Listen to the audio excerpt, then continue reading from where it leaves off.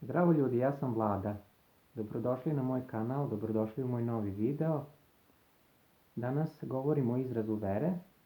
Jedan duhovni pisac, jedna spisateljica kaže: Bog nam je dao dar govora da bismo drugima mogli reći kako postupa prema nama, da bi njegova ljubav i samilost mogle dodirnuti srca drugih ljudi i da bi hvalu njemu mogle uputiti i druge duše koje je pozvao iz tame ka svom čudnom videu.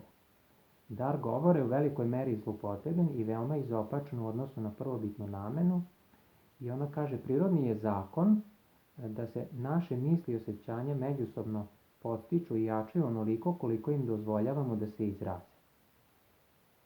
Reči izražavaju misli, ali isto je tako tačno da misli slede reči.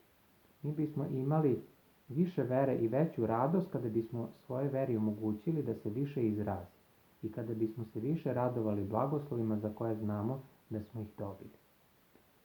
Znači, kada razmišljamo o lepim stvarima, onda su naše reči lepe i onda ljudi žele da se druže sa nama, onda im je ugodno u našoj prisutnosti, u našem društvu, a kada reči nisu tako lepe, onda nas ljudi izbegavaju. Zato je dobro da razmišljamo o tome da nam je Bog dao dar govora i da ga koristimo na ispravan način, da bismo imali radost i sreću sa ljudima koji su oko nas i uspeh u životu.